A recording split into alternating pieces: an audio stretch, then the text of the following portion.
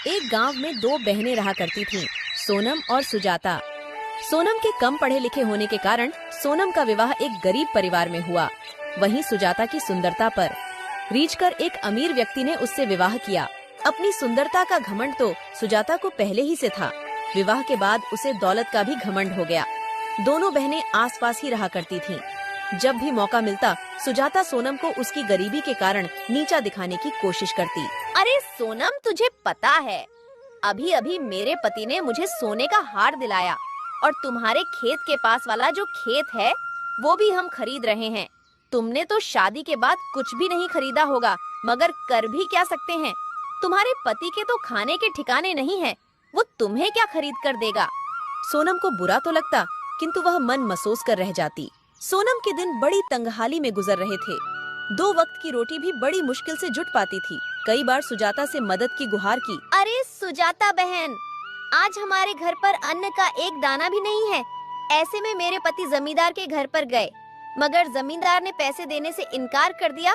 तो सुजाता बहन, आज तुम थोड़े पैसे की मदद कर दो। फसल बिकते ही हम तुम्हारे पैसे लौटा देंगे। अरे बहन, तू आज पैसे मांगने आई है? अगर तू कल पैसे मांगने आती तो मैं तुझे थोड़े बहुत पैसे दे भी देती। मैंने तुझे बताया था ना, तुम्हारे खेत के पास वाला खेत जो हम खरीद रहे हैं। तो आज सुबह सुबह मेरे पति घर में जितने भी पैसे थे सभी लेकर चले गए। घर में आज पैसे नहीं हैं। किंतु सुजाता ने कभी उसकी कोई मदद नहीं की।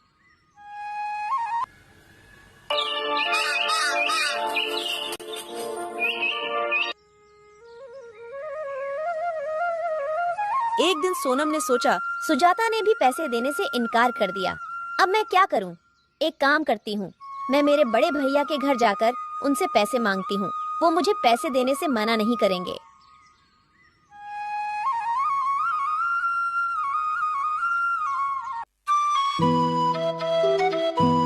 आगे बढ़ने पर उसे एक बूढ़े बाबा दिखाई पड़े। अरे बाबा, इतनी गर्मी में आप ये भारी मटका लेकर कहाँ जा रहे हो? कहीं नहीं बेटी, बस ये पास वाले गांव में मेरा घर है, वहीं ये पानी का मटका लेकर जा रहा हूँ। अच्छा, मैं भी गांव की ओर जा रही हूँ। लाओ अपना ये मटका मुझे दे दो। नहीं बेटी नहीं, मैं तो ले जाऊंगा ये मटका। तू क्यों तकलीफ उठाती है? अरे बाबा, मैं भी तो तुम्हारी बेटी जैसी हूँ। लाओ, दे दो मुझे ये मटका। मटका ले लिया। दोनों साथ साथ गांव पहुँचे। सोनम ने बूढ़े बाबा के घर तक मटका छोड़ दिया।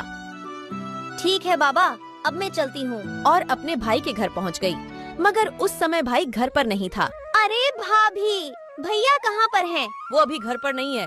अरे मुझे भैया से जरूरी काम था। क्या काम है, मुझसे कहो। अरे भाभी, मैं क्या बताऊँ, अभी हमारे घर के हालात बहुत खराब हैं। हमारे पास 2 वक्त के खाने के भी पैसे नहीं हैं। तो इसमें हम क्या कर सकते हैं? हमारे पास कोई पैसों का पेड़ है जिसमें से पैसे तोड़कर तुम्हें हम दे दें। हमारे पास अभी पैसे नहीं हैं। ठीक है, पैसे मांगने के अलावा कोई काम हो तो बताओ, वरना यहाँ से जाओ। ठीक है भाभी, मैं चलती हूँ। भाभी ने उसे घर से भगा दिया। दुखी होकर वह अपने गांव वापस लौटने लगी। अरे बेटी, इधर आओ।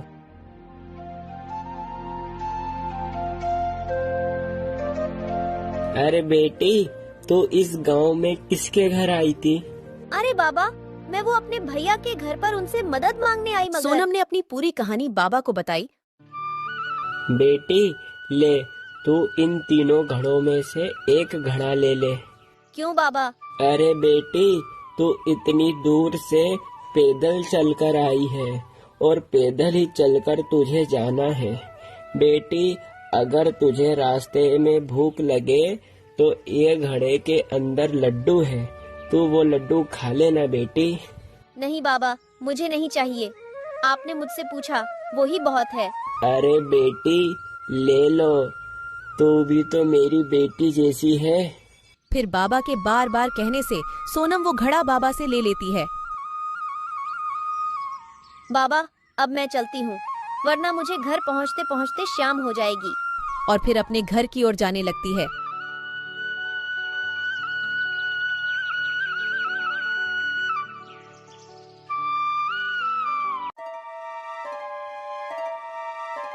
अरे सोनम, आज तुम अपने बड़े भैया के घर गई थी, तुम्हारे भैया ने अपनी कुछ मदद करी? मैं वहाँ गई थी, मगर भैया तो घर पर नहीं थे और भाभी ने तो मुझे घर से भगा दिया।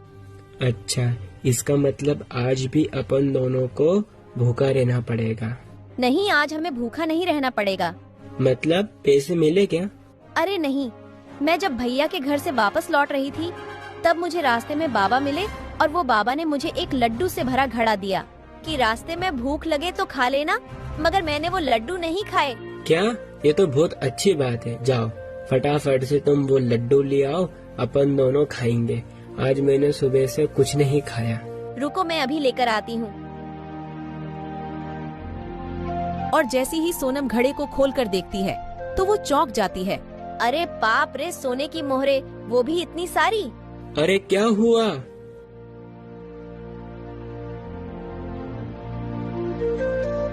अरे बाप रे बाप, इतनी सारी सोने की मोहरे। तुम्हें ये घड़ा किसने दिया? मैं सच कह रही हूँ, मुझे ये घड़ा एक बाबा ने ही दिया। अरे बाप रे बाप, भाग्यवान। मुझे तो अपनी आंखों पर विश्वास नहीं हो रहा। मुझे लगता है कि ऊपर वाले ने अपनी सुन ली। तुम सच बोल रहे हो, मुझे तो विश्वास ही नहीं हो रहा है। सोनम और उसके पति की खुशी का कोई ठिकाना नहीं था। फिर वो दोनों ने गांव में खेती के योग्य एक जमीन खरीदी। सोनम की तरक्की देखकर सुजाता को बहुत जलन हो रही थी। वो अपने पति से कहती है, अरे सुनो जी, ये मेरी बहन इतनी पैसे वाली कैसे बन गई? उसके पास इतना धन कहाँ से आया? कुछ दिन पहले तो ये मेरी बहन भिखारी जैसे अपने घर पर भीख मांगने आई थी और अब तो हमसे भी ज्यादा पैसे वाली हो गई। हाँ, मैं भी वो ही सोच रहा हूँ। पहले तुम्हारी बहन का पति लोगों के खेत में दिहाड़ी से काम करता था और एकदम से इतना पैसा कहाँ से आया? मगर अभी कुछ दिन पहले मैंने तुम्हारी बहन को तुम्हारे भाई के घर की ओर जाते देखा था। क्या, भैया के घर की ओर? हाँ, मुझे तो लगता है भैया के घर से ही इतनी सारी धन दौलत लेकर आई होगी। मगर तुम्हारा भाई कैसा है जो सारा धन तुम्हारी छोटी बहन को ही दे दिया? उसकी बहन तुम भी तो हो ना। भाई के लिए तो दोनों बहन सामान्य हैं, तो फिर दोनों बहनों को बराबर का हिस्सा देना चाहिए। तुम बिल्कुल ठीक बोल रहे हो। भैया की संपत्ति पर जितना उसका अधिकार उतना ही मेरा अधिकार है। अपन कल सुबह ही मेरे भाई के घर चलेंगे।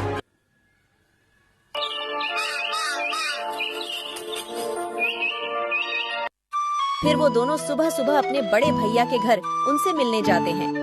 उन्हें भी रास्ते पर वही बाबा दिखाई पड़ते हैं। अरे बेटी, तुम जरा ये मटके को उठाकर मेरे कंधे पर रख दोगी क्या बेटी? क्या तुम अपना काम खुद नहीं कर सकते हो क्या? मैं बूढ़ा हो गया हूँ बेटी, मुझसे ज्यादा वजन नहीं उठता, तो कृपया करके बेटी बस तुम ये मटके को मेरे कंधे पर रख दो बेटी। बेटी रख दो। तो क्या हमसे पूछकर बुढ़ा हुआ था? खुद ही तो बुढ़ा हुआ है। अरे भाग्यवान, तुम भी कहाँ इस बुढ़े की बातों में आ रही हो? जल्दी जल्दी चलो, हम घर पहुँचने ही वाले हैं। मगर सुजाता ने उन बाबा की कोई मदद नहीं की। वह उसके भाई के घर पहुंच जाती है। अरे भैया, भाभी, अभी कुछ दिन पहले छोटी बहन सोनम यहाँ पर आई थी क्या? हाँ सुजाता, थोड़े दिन पहले सोनम आई थी, मगर मैं उससे नहीं मिला। जब वो घर आई थी मैं बाहर शहर था, उससे केवल तुम्हारी भाभी ही मिली। भाभी, तुमने उसे कुछ दिया था क्या? नहीं, मैंने तो उसे कुछ भी नहीं दिया। हमारे पास कुछ होगा तो ही तो उसे देंगे। अच्छा, इसका मतलब आपने उसे कुछ नहीं दिया। ठीक है भैया, हम चलते हैं। अरे अभी तो तुम दोनों आए हो और इतनी जल्दी जा भी रहे हो, खाना तो खाकर जाओ। नहीं, हम यहाँ से निकल रहे थे तो हमने सोचा कि भैया से मिलते हैं। ठीक है, हम चलते हैं। अरे भैया ने तो उसको कुछ भी नहीं दिया, तो फिर उसे इतना सारा धन माया फिर कहाँ से मिला? मैं भी वही सोच रहा हूँ। इतनी धूप में चलने के बाद मुझे बहुत जोर की प्यास लग रही है। तुम्हें भैया के घर पर प्यास नहीं लगी क्या? तुम जाकर कहीं से जल्दी से पानी लेकर आओ, मुझे चक्कर जैसा लग रहा है। अरे जब मुझे प्यास नहीं लग रही थी, अब मुझे बहुत जोर से प्यास लग रही है। उन्हें एक झोपड़ी दिखती है। वह झोपड़ी उन्हीं बाबा की थी। क्या हुआ बेटा, मेरे घर की तरफ कैसे आना हुआ? बाबा, एक लोटा पानी मिल सकता है क्या? क्यों नहीं बेटी, आओ आओ मेरे घर के अंदर आओ। बाबा, हमने तो तुम्हारी मदद करने से इनकार कर दिया था, तो भी तुमने हमें पानी दिया है। तो क्या हुआ बेटी, वो तुम्हारा कर्म था, ये मेरा कर्म है। और बेटी, तुम दोनों को मैंने इस गांव में पहली बार देखा। तुम दोनों इस गांव में किसके घर आए हो? अरे बाबा, इस गांव में मेरे बड़े भैया रहते हैं, उनसे मिलने हम इस गांव में आए हैं। अच्छा बेटी, तुम वो हरिया की बहन हो ना? बेटी, तुम्हारी एक और भी बहन है ना, जो थोड़े दिन पहले तुम्हारे भाई से मिलने आई थी? बाबा, वहाँ थोड़े दिन पहले भैया से मिलने आई थी, मगर बाबा तुम्हें कैसे पता? अरे बेटी, जिस जगह तुम मुझे आज मिली थी, थोड़े दिन पहले तुम्हारी बहन भी मुझे वहीं मिली थी। उस बेचारी बच्ची ने मेरा मटका मुझसे लेकर मेरे झोपड़ी तक छोड़ा मुझे। मगर बाबा, तुम्हें पता है, जब से मेरी बहन भैया के घर से होकर आई है, जब से उसके पास में खूब धन दौलत हो गई है। बताता हूँ बेटी, बताता हूँ।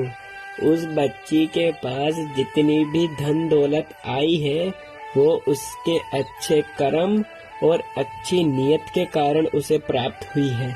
बाबा, मुझे तुम्हारी बात कुछ समझ नहीं आ रही। और मेरी बहन के ऐसे क्या अच्छे कर्म हैं जो उसे इतना धन मिल गया? कर्म और नियत अच्छी होने से ही धनवान कैसे हो सकते हैं? बाबा, तुम कैसी बात कर रहे हो? बताता हूँ बेटी, बताता हूँ, सब बताता हूँ बेटी। यहाँ पर जितने भी ये घड़े रखे हैं, ये कोई साधारण घड़े नहीं है। ये घड़े मनुष्य के कर्मों और मनुष्य की अच्छी नियत के परिणाम देने वाले घड़े हैं। क्या इंसान के कर्मों का घड़ा ये कैसा खड़ा है? बाबा, मैं तुम्हारी बात अच्छे से समझ गई। यह कर्मों के घड़े हैं। अपना जैसा कर्म होगा, इस घड़े में से अपने कर्मों के अनुसार फल मिलेगा। ठीक कहा बेटी, बिल्कुल ठीक कहा। बाबा, आपको विपत्ति ना हो तो एक घड़ा क्या हमें आप दे सकते हैं? हम भी हमारा कर्म अजमा कर देखते हैं। क्यों नहीं बेटी, क्यों नहीं, ले लो। तुम भी एक घड़ा ले लो, तुम भी अपने कर्म और अपनी नियत का फल पाओ। सुजाता को भी बाबा ने एक घड़ा दे दिया और वो दोनों वहाँ से चले जाते हैं। फिर रात के समय जैसे ही वो घड़ा खोलते हैं, उनके घड़े में से बहुत सारे कीड़े निकलने लगते हैं। बाप रे बाप, अपने घड़े में से तो कीड़े निकले। पर क्या गलत निकला? अपने कर्मों के हिसाब से अपन को ये बिल्कुल सही मिला है। अपन बहुत लालची थे। तुम्हारी बहन बेचारी इतनी मजबूरी की मारी अपने पास कुछ पैसे की मदद मांगने आई थी, लेकिन अपन ने उसकी मदद नहीं करी। कर्म ऐसे करने के बाद अपन अच्छे फल के परिणाम की अपेक्षा कैसे कर सकते हैं? तुमने बिल्कुल ठीक कहा। मुझे अपने पैसे का बहुत घमंड था। मैंने मेरी बेचारी बहन की मजबूरी नहीं समझी। मैं कैसे भी करके बस अपनी अमीरी से उसे नीचा दिखाती। सुजाता और उसके पति को अपनी गलती का बहुत पछतावा हो रहा था।